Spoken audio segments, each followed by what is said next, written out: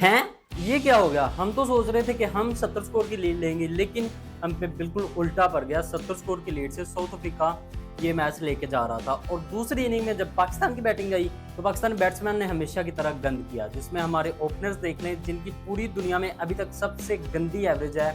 ऐसे वाहिद ओपनर्स पाकिस्तान के पास हैं। एक है हमारा इमामुल हक और दूसरा हमारा शहजादा अब्दुल्ला शफीक, जो कि किसी भी ट्रिकी कंडीशन में नहीं खेल सकता। जब भी उसको गेंद थोड़ी सी हिलती हुई नजर आएगी, वो बंदा डांस करता हुआ वापस चला जाएगा। अपने वालों की करतूतें मैं आपको बाद में बताता हूँ, पहले बताता हूँ मैं आपको अपने बॉलर्स की करतूतें और साउथ अफ्रीकन बैटर्स की करतूतें, जो कि उनके लास्ट 4 प्लेयर्स 200 प्लस स्कोर मार गए हमें आज उस कंडीशन में। 235 पे पाकिस्तान ने 8 आउट कर लिए थे साउथ अफ्रीका के। मैंने सोचा कि अब हमें सुकून से कुछ 70-80 स्कोर की, 100 की नहीं तो 70-80 की तो लीड मिलेगी और हम एक अच्छी पोजीशन में होंगे इस टेस्ट मैच में। लेकिन फिर हमें याद आया, फिर हमें हमारे जो बॉलर्स हैं उन्होंने याद करवाया कि हम कभी भी टेल एंडर्स को आउट नहीं कर पाते। आज तो शाहीन शाह अफरीदी भी टेल एंडर्स को नहीं था आउट कर पा रहा। मतलब अनबिलीवेबल चीज़ कि आप 8 आउट कर चुके हैं अगली टीम के, सिर्फ उनके टेल एंडर्स खेल रहे हैं और वो भी ऐसे टेल एंडर जो कि कभी नहीं ऐसा कभी कहीं भी, मतलब रबाडा की ये जिंदगी की पहली टेस्ट 50 थी जिसमें उस बंदे ने लतार के रख दिया पाकिस्तान को। यार उसकी 50 देखें, उसने जो उसके बाद स्कोर किया, जो उसके छक्के थे, जो उसका चौका था। रबाडा आया, उसने कोई किसी चीज़ का किसी किस्म का प्रेशर नहीं लिया, छक्के लगा रहा है, चौके लगा रहा है और प्रॉपर क्रिकेट खेल रहा है जो एक मॉडर्न डे बैट्समैन खेलता है। मतलब उसमें आपको लग नहीं था कि ये कहीं से भी बॉलर है जब वो बैटिंग पे आया हुआ था। फिर दूसरी तरफ मुट्ठू सामे, यार ऐसा कोई लानती बंदा है ये, मतलब ये बॉलिंग में आके भी हमारी सारी तबाही उतार जाता है और अब ये बैटिंग में भी कुछ ना कुछ करने लगे। इसके अलावा जो महाराज है जिसने 7 विकेटें ली थी पहली इनिंग में, उस बंदे ने भी 30-35 स्कोर कर दिए। यार अंदाजा लगाएं पाकिस्तानी बॉलिंग का, जिसमें इनसे एंड पे सिर्फ 2 विकेटें नहीं ली गई। 8 आउट होने के बाद कौन सी ऐसी टीम है जो कि 400 तक जाने देती है? 235 से 400 तक जाने दिया। इसी गंद की वजह से पाकिस्तान ये मैच हारेगा और अब काफ़ी हद तक पाकिस्तान हार चुका है, क्योंकि जो 70 स्कोर की लीड हमें मिली थी उस पे हमने वो 70 स्कोर तक पहुंचते पहुंचते हम 4 आउट हो गए। जिन 4 प्लेयर्स पे हमें काफ़ी अरसे से मान था, इमामुल हक, अब्दुल्ला शफीक और उसके अलावा शान मसूद, फिर हमारा सऊद शकील, छोटू भाई, वो सारे के सारे गंद करके गए और ऐसा गंद करके गए कि साथ साथ उसको समेटना भी बड़ा मुश्किल है। सिर्फ इस दिन में जो अच्छी न्यूज़ है वो यही है कि बाबर आजम फॉर्म में है, वो अच्छी क्रिकेट खेल रहा है, वो चौके छक्के लगा रहा है, वो गुड टच में है, उस पर कोई किसी किस्म का प्रेशर नहीं नजर आ रहा, वो शेल में नहीं जा रहा। इसके अलावा बाकी जो भी है, जितने भी हमारे प्लेयर्स हैं, बॉलर्स हैं, सब के सब नन्हे हैं, सब के सब गंद कर रहे हैं। इस मैच में हम काफ़ी हद तक तकरीबन 80% तक हम ये मैच हार चुके हैं। अगर यहाँ से बाबर 100 करता है और उसके बाद अगर पाकिस्तान मतलब ख्वाबों में कुछ 300 प्लस 400 तक का टारगेट देता है तो फिर हम ये मैच जीत सकते हैं। अदरवाइज ये अब ड्रॉ भी नहीं होने वाला, क्योंकि अब सिर्फ अब पीछे 2 दिन पड़े हुए हैं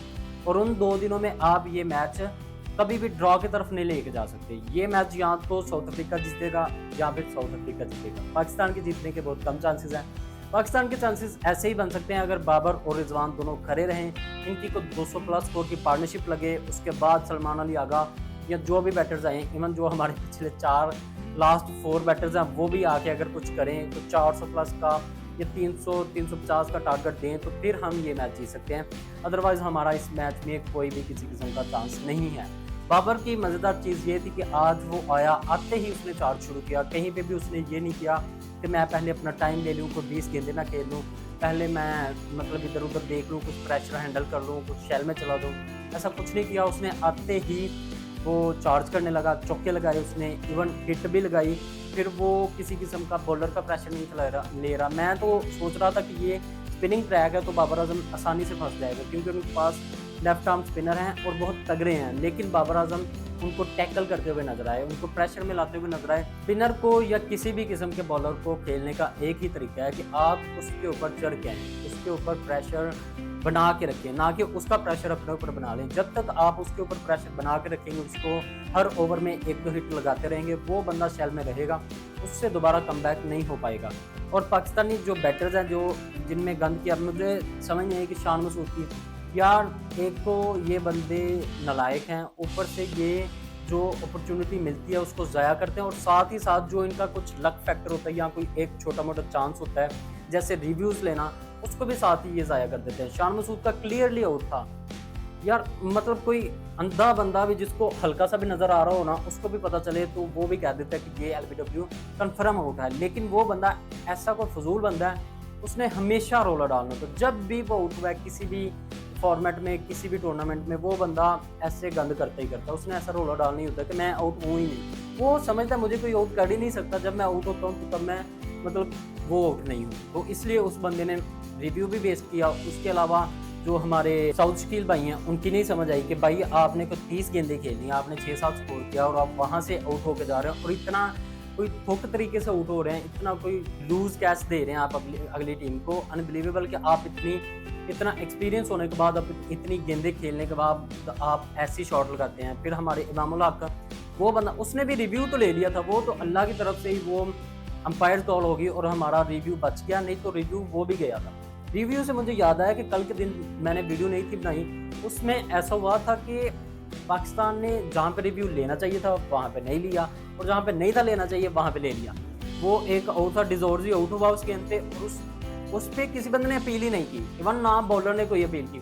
चलो बॉलर की तो कोई गलती नहीं, बॉलर था वो आसिफ अफरीदी जो कि बहुत आउटस्टैंडिंग बॉलिंग कर रहा है ओवरऑल इस टेस्ट मैच में अभी तक। उस बंदे ने अपील ही नहीं की क्योंकि उससे इतना एक्सपीरियंस नहीं है, वो डेब्यूटेंट है, चाहे उसकी 38 साल उम्र है, लेकिन फिर भी उसने डेब्यू किया है, इसलिए उसका इतना तजर्बा नहीं था। तो वो बंदे उसने तो अपील नहीं, लेकिन जो पास खड़े थे हमारा जो रिजवान, जो हर गेंद पे अपीलें करवाता फिरता, उसने कोई अपील ही नहीं की। फिर पास ही मामला भी खड़ा तो उसने भी कोई अपील नहीं की। और जहाँ पे रिव्यू नहीं लेना चाहिए वहाँ भी ये बंदे ले लेते हैं। रिव्यूज़ वाली कहानी तो गुल है पाकिस्तान की तरफ से, रिव्यूज़ को समझें कि ये बिल्कुल ज़ाया ही करते हैं। रिव्यू से याद आया कि आज मार्करम ने भी 2 रिव्यूज़ ज़ाया किए बाबर आजम पे। उसने सोचा कि इस पूरी टीम में सिर्फ बाबर आजम ही है जो खेलता हुआ नज़र आ रहा है। तो 2 चांसेस मिले बाबर को, एलबीडब्ल्यू पे पहले भी क्लियरली एज लगा और दूसरा जो रिव्यू था उसमें भी क्लियरली एज था।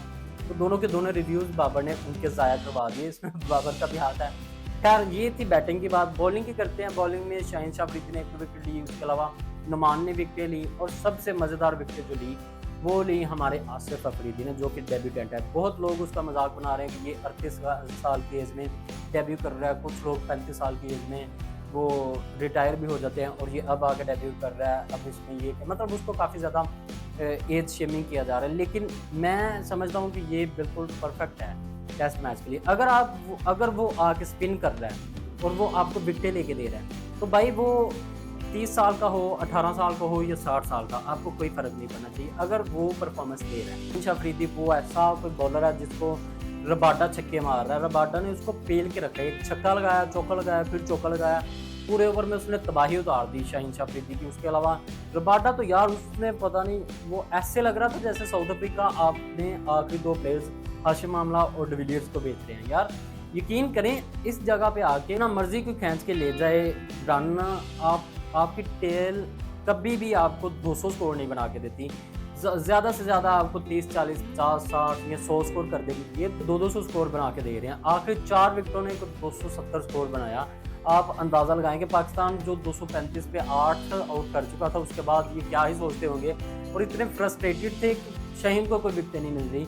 एंड पे वो अल्लाह अल्लाह करके एक कैच पकड़ा दिया रबाडा ने, तो दूसरी तरफ जो मुत्तू खड़ा था उसने भी कोई 90 स्कोर कर लिया था। बाबर आजम अभी तक खेल रहा है, अल्लाह उसको सलामत रखे, 49 स्कोर पे खड़ा है। आज 50 हो जानी चाहिए थी, लेकिन एंड पे थोड़ा ना वो ड्रामा बन गया, वो रिजवान का बैट लग गया विकेट को, कुछ ऐसा कुछ सीन बना। कल आते ही इंशाल्लाह बाबर ये 50 करेगा और इसको बड़े स्कोर में वो लेके जाएगा, क्योंकि ये जो सिचुएशन है ये बाबर के लिए आइडियल है। प्लेयर ही ऐसा है कि उसको ऐसी सिचुएशन के लिए बनाया गया, जो ऐसी सिचुएशन से टीम को निकाल बाहर करे और यहाँ पे आके टीम को एक स्ट्रॉन्ग पोजीशन में लेके आए। अब बाबर को सेंचुरी करनी चाहिए, सेंचुरी से भी ज़्यादा स्कोर करना चाहिए और इससे उम्मीदें हैं और इंशाल्लाह ये पूरी करेगा भी। पाकिस्तान को जो 70 स्कोर की लीड मिली हुई थी वो पाकिस्तान ने उतार ली। अब 23 स्कोर पाकिस्तान ने उनके ऊपर लीड किया हुआ है। तो मुझे लगता है कि पाकिस्तान ज़्यादा से ज़्यादा भी अगर बाबर और रिजवान की पार्टनरशिप चलती है तो 250 स्कोर कर पाएगा, वो भी एक अच्छा डिसेंट स्कोर होगा। लेकिन अगर आप ये मैच जीतना चाहते हो तो आपको 350 प्लस स्कोर करना ही चाहिए। ओपिनियन पूछते हैं इस मैच के बारे में, तो मुझे नहीं लगता पाकिस्तान ये मैच जीत सकता है, क्योंकि आप जितना भी कर लेंगे अब उनकी टेल को भी आप आउट नहीं कर सकते, जैसे हमारे बॉलर्स ने एंड पे किया आज। मतलब यार अनबिलीवेबल चीज़, मुझे बार बार सोच के हैरानी भी हो रही है, गुस्सा भी आ रहा है ये कैसे हो सकता है कि एक टेल आके एंड पे 200 स्कोर की पार्टनरशिप कर रही है, 100 स्कोर की पार्टनरशिप कर रही है। सबसे बड़ी मुझे लगता है कोई 11 मेकर पार्टनरशिप होगी तो वो यही होगी जो आज रबाडा और दूसरी तरफ मुत्तुसम ने की। सबसे बड़ी शॉकिंग न्यूज़ आ रही है, जो एक दुनिया की सबसे बड़ी टीम है अफगानिस्तान, जिन्होंने कह दिया कि हम पाकिस्तान के साथ नहीं खेलेंगे। वो बंदे जिम्बाब्वे से हार गए टेस्ट मैच और एक इनिंग और 73 स्कोरों से। मतलब अंदाज़ा करें कि ये वही टीम है जो ऐसे थुक एटीट्यूड में उड़ती फिरती है, जैसे उनका राशिद खान दूसरे दिन कोई स्टोरी लगा रहा होता कि हम पाकिस्तान के साथ नहीं खेलेंगे, वो कभी कुछ कर रहे थे कभी कुछ, मतलब इंडिया के साथ मिलके ये समझते हैं कि पता नहीं हम इतने बड़े कुछ खुर्रम खान बन गए हैं। और भाई आप